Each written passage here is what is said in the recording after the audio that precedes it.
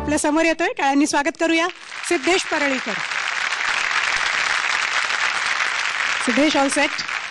हा, एकदा तिकडे नजर टाक आणि मग आपलं गाणं सुरू कर. सारखं तिकडे नजर टाक, त्या सोफ्यावर बसायला मिळेल तर लांबून ना असं कोणी म्यूट करून जर ऐकत असेल असं वाटेल की मृण्मयीचं स्वयंवर वगैरे आहे की काय. तिची शेजारची जागा आहे ती आणि सारखं त्या सोफ्यावर तुला बसायला मिळेल. त्यामुळे किती हे चढावडीने गातायत बघ ना सगळेच. काय आता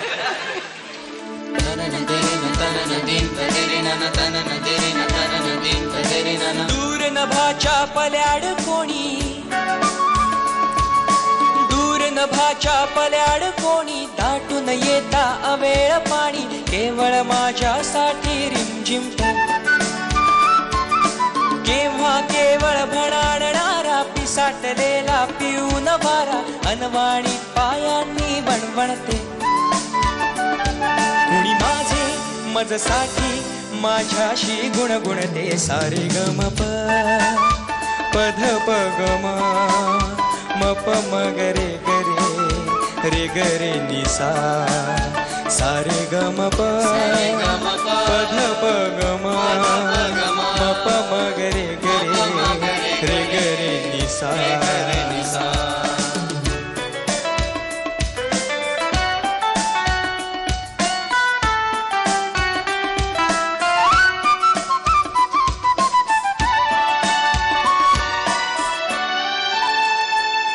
कधी उन्ह लागता माध्यानीचे मनात मी डळमळतो, अंथकलेल्या पायांसह माझ्या सावलीत घुटमळतो.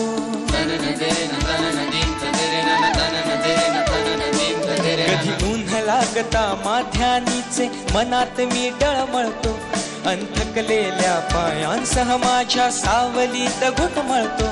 तो येतो तेव्हा मेघ जसा अनवदतो, जर दमला ससा तर माझ्याशी येशील कसा. केव्हा हिरमुसल्या वाटाना मग वचित लय मिळते. सारे गम प पध प गम म प म ग रे ग रे नि सा. सारे गम प पध प गम म प म ग रे ग रे नि सा.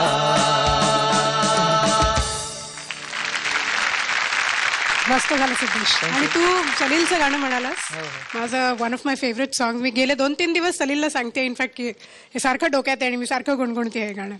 मस्त झालं, व्हेरी नाईस. आपण सलील पासूनच सुरुवात करूया. माझ्याच गाण्याविषयी मी बोलण्यापेक्षा मी यांना सांगतो, तुम्ही बोला. मी फक्त या गाण्याविषयी थोडं सांगतो की हे गाणं करताना असं काहीतरी विचार डोक्यामध्ये होता की अनेकदा आपण खूप बाहेर इकडे तिकडे आधार शोधत बसतो की ह्यानी मला असं सांगितलं नाही आणि हा माझ्या मागे उभा राहिला नाही. पण शेवटी सगळ्या पलीकडे जाऊन आपल्यातलाच एक दुसरा मी जो असतो तोच आपल्या बरोबर कायम असतो. अशा काहीतरी विचारातून हे मी गाणं केलं होतं आणि याच्यावर संदीप खरेंनी या चालीवर शब्द लिहिलेले आहेत. आपले सारेगमपचे सगळे जे कॅमेरामॅन, लाईटमॅन, आपले सगळे मेकअपमॅन, या सगळ्या टीमला मी हे गाणं अर्पण केलं होतं आणि आज परत एकदा करतो.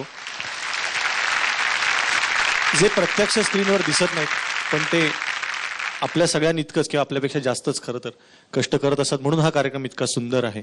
संगीत रचनांचा ज्यावेळेला अभ्यास केला जातो त्यावेळेला शब्दांच्या बरहुकूम चाली आणि चाली बरहुकूम शब्द हा दोन्ही व्यवहार अतिशय बारकाईनं बघण्याजोगा आणि अतिशय इंटरेस्टिंग असतो. ह्यातनं बरंच शिकायला मिळतं. आणि तुमच्यासारखी मुलं ज्यावेळेला, हे तरुण वयाची मुलं ज्यावेळेला ही अशी गाणी म्हणतात त्यावेळेला खरोखर त्यातली तरुणाई जी आहे त्यातला जो एक आमच्या कोल्हापुरात त्याला शब्द आहे झक्कीपणा, की मनमौजीपणानं आता मी चाललो म्हणजे चाललो, माझी वाट मला जिथं घेऊन जाईल तिथं मी चाललो, मग मी ढगासारखा कुठेही थांबीन, कुठेही जाईन. आणि हा जो आपला मनमौजीपणा आहे, ही जी मस्ती आहे, ही जी रग अंगातली आहे, ती रग स्वरांना असली पाहिजे, लईला असली पाहिजे आणि ती शब्दातनं तशी व्यक्त झाली पाहिजे. मला इथं तू ती छान समजून घेऊन गायलास याच्याबद्दल तुझं कौतुक करायचं आहे आणि सलीलचंही कौतुक करते. कारण नवीन संगीताशी माझा ह्या सारेगमपच्या निमित्तानं खूप जवळचा परिचय होतोय. ही मंडळी माझी सगळे अतिशय जवळ बसलेली आहेत. हे दोघे जण तरुण कलाकार आहेत. त्यांनी नव्या प्रकारच्या संगीताला आता सगळीकडं एक वाव दिलेला आहे, लोकप्रिय केलेला आहे. आणि मी स्वतः एका घराणेदार संगीताच्या तालमीतनं आलेली आहे.